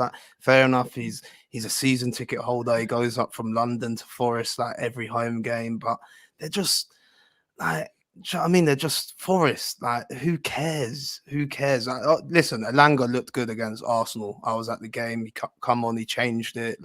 He was quick on the break. Sangare, I wouldn't have minded him for Liverpool. Obviously, the 35 million release clause, I think it was rumoured. I would have been interested to take him, maybe to swap and change between him and Endo. Origi, obviously, come on, man! For his last minute goals and stuff, and obviously that Champions League final goal, good addition. Again, comes off the bench for that Taiwo. But yeah, man, I look at the rest of it and I just think, who is that? Who? I mean, Billy, you're agreeing with Reece's owl impression. So who are these players? Exactly. I mean, it's one of those ones. Sangare is good. Came from PSV. Very good holding midfield player. Nicolas Dominguez is probably the best of the bunch on there. I think he came from either Genoa or Bologna, someone like that in Serie A. So he's very good. And Ola Aina's another player that slept on a little bit from Torino. He's not bad. But Chris Wood, I don't know how he's a Premier League player. He's a League One striker. I don't know how he keeps getting moves to these teams. Newcastle, Forest. He should be at Bolton. You know, that's his level. But here we are. He's a Premier League striker, and Origi's a good striker. He'll be good for them, but I don't see them replacing a 1 year up front. He's a good striker, quality. Yeah, he has done well. I mean, Jack's saying in the chat, you think Reece's hate for Forest is personal because he thinks he had a better window. It's not. He just can't take that someone's telling him the truth. Like, who are these players? He doesn't even know. You ask him, he doesn't know. Doesn't have a Scooby. He's just screaming it's good because they signed about 20 players. Like, tell me who you've signed. I am happy with Origi. I just like him. I just like Origi. And Amadamabeli and Sangare are like an Alanga. I don't know. I didn't think it was that bad a window, person. There's a lot of names on there that I don't recognise, and if you filtered them out, I think it would have been a better window. I think if you just left with Dominguez, Amadamabeli, Sangare, and Alanga, and Origi, is it not missing some as well? Is it not missing like Hudson-Odoi? Did he not sign as well on deadline day? Is he there? Jack's telling us all to trust the process. He's going all Arteta on everyone. Trust no one, man. You're nothing. It's just a boring, pathetic side. So that is Reece's analysis, and we'll move on that one because I like that analysis to end on. Sheffield United, a window to go back down, but which league? Billy, do you think this is a window for the Championship or League One? Well, no, it's a window for the Championship. Gustavo Hamer's a quality Championship player. Same with Cameron Archer. James McAtee's got a lot of talent as well. I know he's only on loan. Luke Thomas as well from Leicester, decent left back. It's a season to come up, save some money, go back down, and become the new Norwich, in my opinion. I mean, Hammer's the only one for me. I mean, Aron, you would have seen these last season in the Championship. Have they improved the team much? Or is there going to be more dangerous next season when they're back playing? Well, if Cardiff still going to be in the Championship next season? No comment. No comment. No comment. Don't be shy. You're not coming up. Just say it. Oh no! I'm not worried about going up. It's going down. I'm worried about. Oh yeah. I think they're going down, but that's just me, mate. Sheffield United, though. What you saying? What am I saying to them? Well, they lost their best player in Dye, the striker, and that was unexpected, wasn't it? Like they thought he was going to stay, offered him a new contract, and he sort of forced his hand to Marseille. If you've got Ollie McBurney up front, you've got no chance. Simple as that. He is. I don't know. He's stealing a living as a footballer, McBurney. I think Cameron Archer has got potential, but I think he needed another season in the Championship. Personally, Gustavo Hamer is a good player, but once again, with the players around them, I can only see them going down. But also with their manager, the manager is not a Premier League manager. It's a manager that got sacked by Hibs a couple of years ago. He did well to get him promoted, but no chance this year. No, I sort of concur quite strong. I mean, Charlotte thinks Hammer's a quality player, and I think he's good. I just don't think this isn't a Premier League window for me. Spurs, I mean, Billy, this is your boys. You spent money, you spent a lot of dollar. I mean, Solomon, Porro, Maddison, Kulusevski, Brennan Johnson. How are you feeling? Happy with your window? Yeah, it's a mid window, isn't it? Let's be honest. We sold Kane, which he had to go. In my opinion, he deserved to go as well. What he done for the club. I mean, we signed some decent players. I mean, Brennan Johnson is just another player who's there to be on the bench. He's a no point player. He's like, why haven't we got someone in the youth team that can score us a couple of goals off the bench? I'm sure we have. We've got Jude Soonsup-Bell in our reserves, very talented striker we signed from Chelsea last year. Solomon, there's no risk there. He's a no risk signing if he does well. You know, we got him for nothing. Ashley Phillips is one for the future from Blackburn, very good player.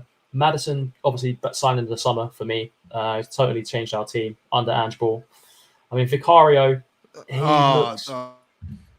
he looks shaky. Like, I watched him against Brentford and I didn't know what he was doing. I didn't think he was a goalkeeper at some points. But yeah, he's got a lot of growing to do. Let's hope he can do it because we had a dodgy goalkeeper in Hugo Lloris for many years. So yeah, just continuing that trend. The young guy from Argentina, no one knows about him. he's an unknown quantity. I don't think he'll play much this season. Mickey van der Ven's fast, but he's very green. He's not a Premier League quality defender yet. He's got potential to be. But yeah, Pedro Porro, he's a right winger playing at right back. He's just, all action. But yeah, he's better than Emerson, in my opinion. I think anyone's better than Emerson. I'll take anyone. Kulusevski, he had a good first impact at Tottenham, but since then he's not really pulled up any trees, in my opinion. I feel like the problem is it isn't, and Tottenham fans, they're always so quick to blame Daniel Levy, and it's not him. He spends money. It's just the recruitment team don't give him the right targets to spend that money on, in my opinion. So yeah, if he's led down a garden path saying, his players are going to be great, and he goes out and spends, you can't complain. Like Richarlison last season, 60 million. Still, Brazil's number 9 scored 1 goal for Tottenham. What can we do? I mean, I think I did see somewhere for the last 5 seasons, Spurs have had one of the higher net spends. I think they're above Liverpool for net spend over the last 5 years.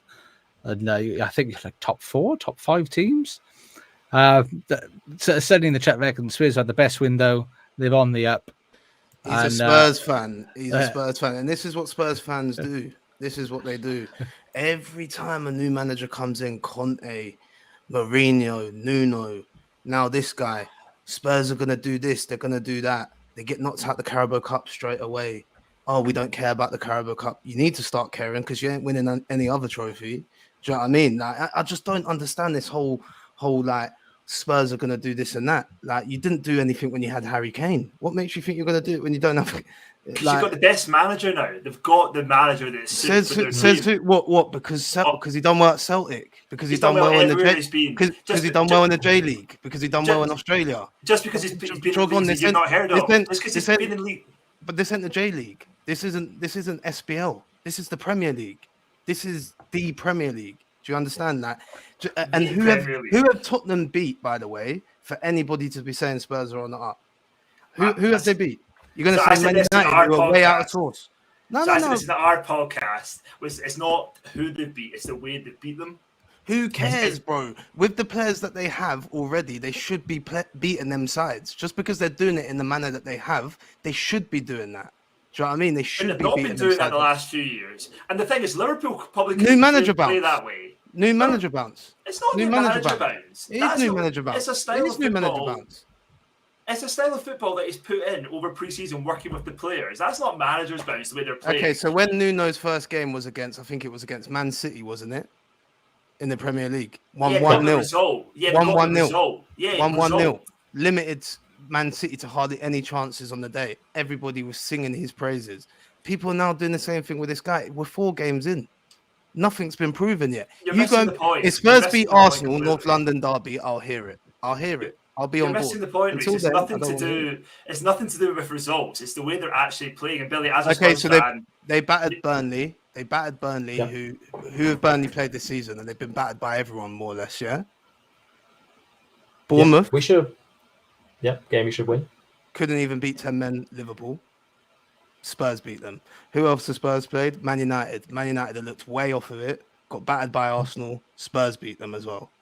Do you know what I mean? So it's like, how well are Spurs really doing? Nothing's been proven yet. Go and beat Arsenal first. I'm hoping it goes well for my mate's sake, because someone like Sonny, he gets battered all the time in group chats by other fans. Like, they need a break.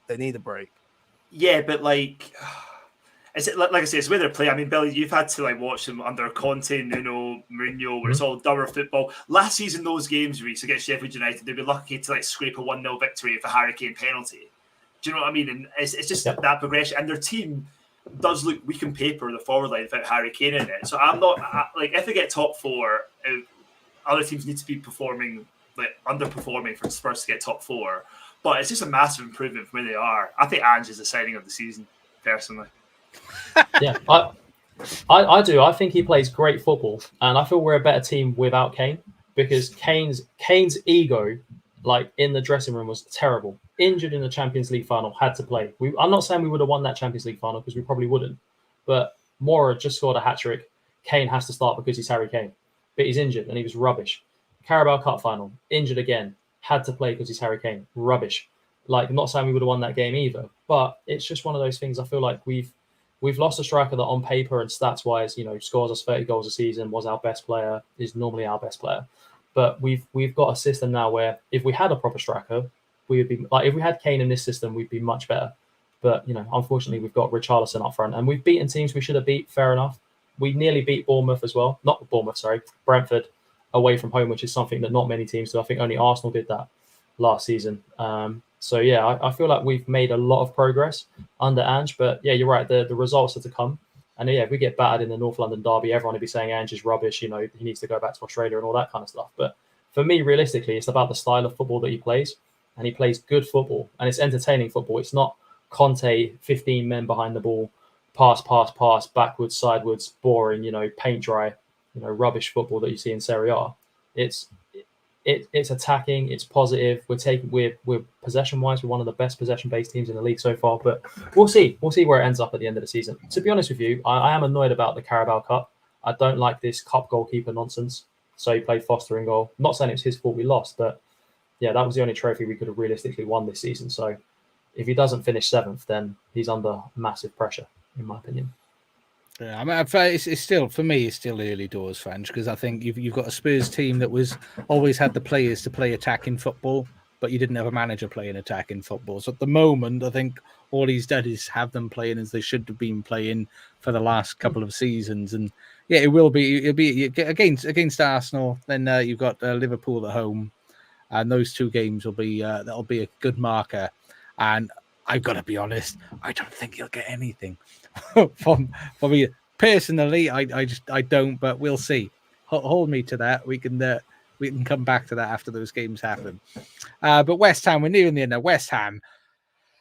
I mean, Aaron, you can let us know what you think there. I like this window. What do you think? It's turned into a good window because at the end of July, beginning of August, everyone was saying Moyes should get sacked. They've done no business. It's a disaster window. They've lost Rice, not replaced him with anyone. I think they've had a really good window, and it's sort of echoed by the start they've had to the season. I don't know much about Kudus and Alvarez, and maybe I should know a lot about them because I watched Calvin Bassey at Ajax, but I don't know too much about them. But James Ward-Prowse, I think, is a great signing because when I think of a David Moyes team, I think of set pieces, free kicks, corner kicks. And he's got the best delivery in the Premier League. So I think he's going to be a key signing. What's he got? 1 goal, 3 assists already. So, yeah, if there's one team in the Premier League that's suited for James Ward-Prowse, it'd be West Ham. Yeah, so no, it's been a good season for a good window for them. And the start of the season good, and they got a lot of money for Rice. So probably one of the more successful ones. And I think Charlotte agrees with you in the chat. She thinks it's a great window. They spent the Vice money well. They actually haven't spent all the Vice money because they've still got 18 mil to the good. And I think they've done quite well there. And characteristically quiet so far. Reece, do you like the window that West Ham's had?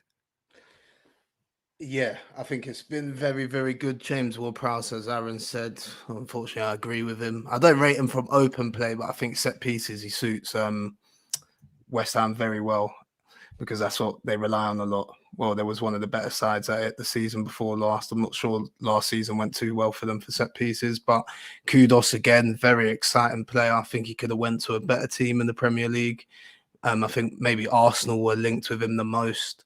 I think they missed the trick there.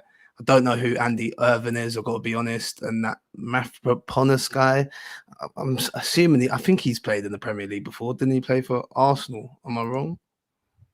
Yeah, he played for Arsenal. So, yeah. I mean, it's good in terms of they've replaced Rice with Alvarez, like for like CDM, James Ward-Prowse and Kudos. I think that's a good window, great window. No, I sort of agree. But Billy, have you got anything to sort of disagree? Are we all on the same page? And Sam is saying that he was at Arsenal, then Stuttgart. Yeah, no, I agree. I think Alvarez is a quality replacement for Rice. He's Mexico's best player, holding midfield player, and I feel like he's not that far behind Rice in terms of ability. So they've not downgraded massively. It's quite tight in my opinion, but yeah, James Ward-Prowse has started like an absolute rocket. He's playing like he's been there 3-4 seasons, so they'll be dangerous. And I think we on Wolves, I think we don't need to discuss this personally. I don't think crap in it. Does anyone disagree other than that's a pretty crap window that they've had, other than making 75 million quid profit? Tommy Doyle. Tommy Doyle's a good player. Big Tommy Doyle fan. Tommy Doyle, the last one on loan. Massive Tommy Doyle fan. I don't think he'll do well in the Premier League, but he's a good player. And does anybody want to defend Wolves at all? Can't defend them. Nah. It's been a poor window, hasn't it? Garbage. For me, it's not good.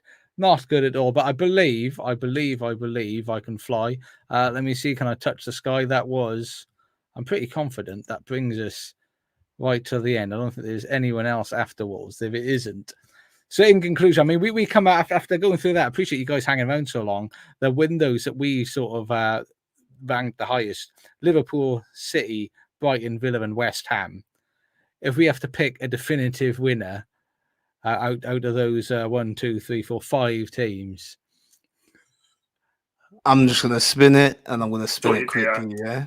Don't you dare, bro. We've played 2 games with 10 men and come out the other side. How can you disagree? And the fact that you kept Mohamed Salah away from 150 million bid. You're joking if you say no. You're actually joking. You know what? You're lying.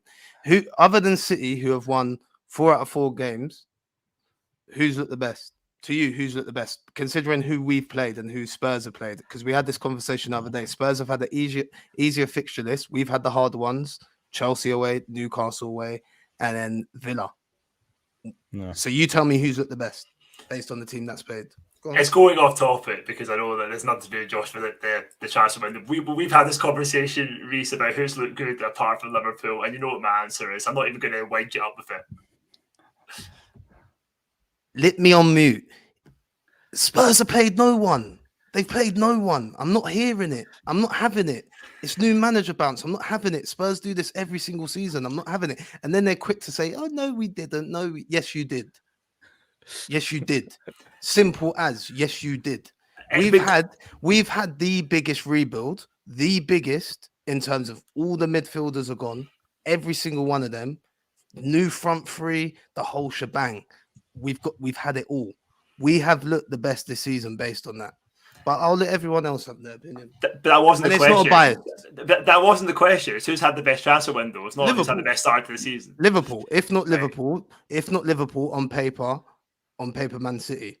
And then I'm going to say, so I'm going to go Liverpool, Man City, West Ham, then Tottenham. No, Tottenham are not even in the top 5. Brighton. Yeah, I mean, Sonny's dropping a lot of Spurs shouts in you. I mean, Billy, are you feeling out of those teams? You know, Liverpool, City, Brighton, Villa, West Ham. Spurs weren't even in the conversation for the best window, really. Where were you thinking, though? Do you agree with that, or can you pick a definitive winner? I don't think it's translated on the pitch, but Villa for me. I feel like their signings have pushed them further forward than anyone else. And I don't agree that Liverpool have had the biggest rebuild because Chelsea have signed about 600 players.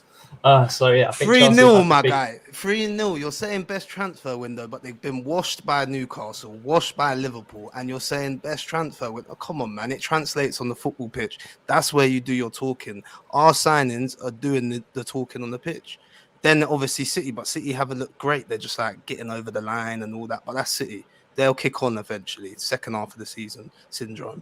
But come on, man, it's either Liverpool or West Ham based on who they've signed and how well they're playing. No, I still think it's Villa. I know West Ham have had a good window as well. They'd probably be my second pick. Liverpool's window is good, but does it? I mean, I know that you've sold a lot of players and your midfield's rebuilt as well.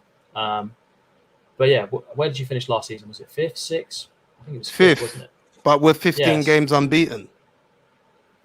We're 15 games unbeaten. You pause because you don't even know what to say to that. We're 15 games unbeaten. We're the most informed side in the country right now. But everyone's forgetting that because Liverpool had a bad start last season and a bad mid-season. Come on, man. Give us some flowers. But to be fair, 15 games, it's only 4 games this season. So, I mean, last season's form doesn't really mean anything, to be fair. But it's carried on into this season, my guy. It's carried on. It has, but then it's like saying Bayern Munich are the best team in German history because they've won the Bundesliga. But they are.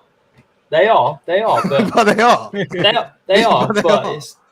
I mean, they are. To be fair, they definitely are. But no, I don't know. I think Liverpool's window's good. Endo's looks like a decent player. McAllister was an absolute bargain. I think he's probably the best signing of the window for value, for money. 35 million for him is the best value you get. World Cup winner. probably Argentina's best player at the World Cup as well. But I feel like Villa's signings kicked them on more. Liverpool had I wouldn't say they had a poor season last season, but they had an underwhelming season. They should have finished in the Champions League. And these players will make you finish in the Champions League. So you're only really doing what you should. I mean, you might even challenge for the title this year without injuries. You probably will challenge for the title. But well, there you go then. we'll see. So that's all I needed to hear. That's all I needed to hear. An honest guy. Aaron, don't even bother. Don't even bother. That's an honest guy right there. He knows. He knows.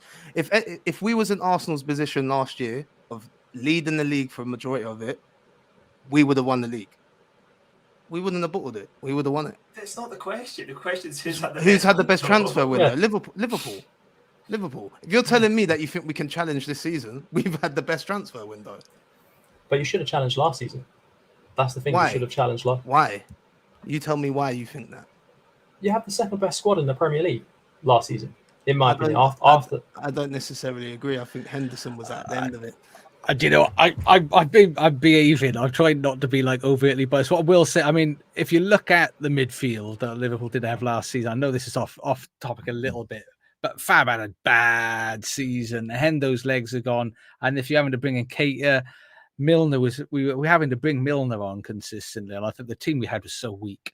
We had a weak squad. I wouldn't say we had the strongest squad in the league by any stretch last season, and I was actually proud of the finish. I thought his finish strong, but I mean, on the top of the best, I'm surprised nobody thought Brighton. None of you have landed on Brighton. So yeah, I would have said Brighton, Josh. To be honest with you, you don't have a clue what you're talking about, bro. Mate, can you let me talk for myself? Like... Nah, but I know. But I'm just saying it. Just because I don't have Liverpool shirts all around me, like, or have pictures of Mo Salah on my wall, or have to get masks on them. Like, I would say Brighton have had the best all-round window in terms of the money that they've recouped, even though they probably should have got more from McAllister than what they got, but they made up for it in Caicedo. And to bring in someone like Ansu Fati is a great signing. And I also think, I know he's still young, João Pedro could be a really good signing. Maybe not this season, but next season, definitely. I mean, I think making 89, spending 100 million, then making nearly 90 million profit. That's some good work. I mean, Charlotte in the chat saying she thinks Everton for getting rid of Morpay puts them up pretty high in the rankings here. Emery Ball's going to prevail, says George. And Jack says this has been Reece's closing piece for the last few podcasts. So he's true to form there. So if you do tune into the full-time whistle, you'll get the same. But I've got to be honest. I mean, personally, I agree with Liverpool's window, and the main it's elements of bias, but I'll tell you the biggest thing why I think it's a good window in what we lost, how we've replenished the squad from what we've lost. I mean, Fab went, Jordan, the Ox, Keita, Milner, Firmino, big players. Firmino's a big player. We would have lost Milner's a big player, Hendo's a big player, and Fab's a big player. We've lost big players, but we brought players in and we haven't missed a beat. The performance has been superb, and to weld all of those midfielders in for the money that we've had, I think that's strong. That is some strong transfer window, and the form has been solid. And I'm on it. I'm keeping Salah, and I agree with the point that Reece made right at the start, being able to say, "Nah, you're all right," to 175, 150 mil. I'd be swaggering like no one's business. Spurs took that straight away. Spurs took that because, you know what I mean? They're not a proper club with ambition. We're a club with ambition. We said, nah, safe. Keep your money. We're good. Spurs needed that. They needed that. That's the difference. I mean, Liverpool might not win nothing this season, so it's the same. But we have more chance of winning it than you. Well, maybe. And see. always. Yeah, Ever and always. No, Europa League is your best shot this season. Your best chance ever was playing us in the Champions League final. You messed up. Yeah. Learned that sting. Yeah. Aaron, stop shaking your head. You support Cardiff. And I'll bring in Sonny's last two before we finish. Bring in Sonny's last two comments. I also what's the difference between what Spurs and Liverpool done this week. I think.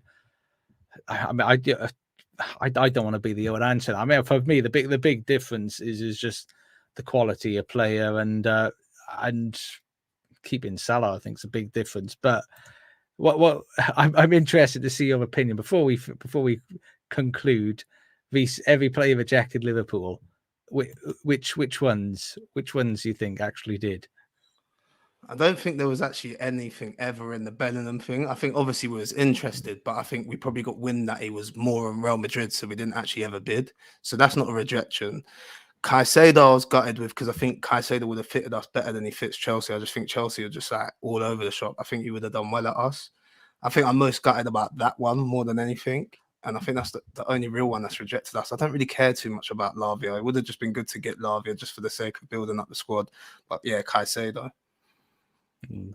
But brings it. So we haven't concluded, other than to say City, Liverpool, Brighton, Villa, and West Ham had the strongest windows. The rest of you, you're just not as good. Just not as good. And I'd be interested to see what happens. I really want to sort of have Reece and Billy on together after the North London derby. That'll be interesting.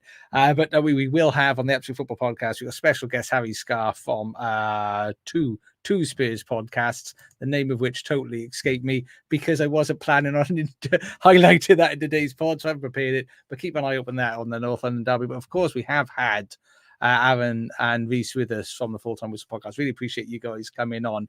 If you guys want to tell us, I don't know which order you want to guys do this in, but where can people find you, and where can they find, what can they expect from the Full Time Whistle Podcast? You let me go. Oh well, thank you, Aaron. You can find us on Instagram. Obviously, so many different names for the accounts, but you can find us on Full Time Whistle Pod on Insta. On Twitter, you can find us on FTW_pod. And then we've got a TikTok as well. We're just in the process. We're just really trying to build it, if I'm being honest. Like, the boys have done it for about 2 years now, but obviously with work commitments and stuff like that, no one can ever be consistent as such. But we've really tried and pushed it the last few weeks, and we've got a few big guests coming up as well ourselves lined up. We've got someone from AFTV coming on. We've got someone that also scored a goal at Anfield coming on in the FA Cup, an ex-player. So yeah, we've got some big stuff lined up. Are you more active on Spotify, YouTube? Where can people find you the most? Well, we post on both. We don't post on YouTube yet. We're in the process of doing that. We're on Spotify every week that uploads. As soon as we literally finish the episode, it's on the next morning, and we're on Apple Podcasts as well. And anything you want to add on to that, Aaron? Or did Reece just do a stellar job? Yeah, I'm not going to give him credit for it. He did all right. But yeah, if you just want to tune in and hear Reece talk rubbish about Liverpool and then me talk sense and then argue with him for an hour, maybe not an hour 52, then check us out. And Billy, I really appreciate you hanging on. Billy, where can people find you, sir? Yeah, so mainly on TikTok, YouTube, and Twitch as well coming this week. So yeah, you can mainly see me play Football Manager and make Spurs win a trophy sometimes. But not as often as I'd like. Yeah, that's where you can find me. And if for some reason you want to get into a bit of football abuse with myself, I am FMFO_official on Twitter predominantly. But of course, the big one we want to ask you is, please, if you haven't done, please follow the podcast. We have also got a million different names in a million different places, mainly because, my defense, absolute is a really big word. A character count slams that word. So on Twitter, we are at Absolute Ball Pod, YouTube at Absolute Football Podcast. Same thing on Twitch. On TikTok, we are at Absolute Football Pod. And then Instagram and Threads, Absolute Football Podcast _. On Facebook, the Absolute Football Podcast. And we are live Mondays at 8 p.m. And don't forget, on Thursday, it is absolutely Lower League with Charlotte and the gang, 8:30 on YouTube and Twitch. But I want to thank you guys massively for being here this evening. Thank you, everybody, for dropping in, for watching us, and for holding on for so long. I hope you have a wonderful evening. TTFN and ta-ta.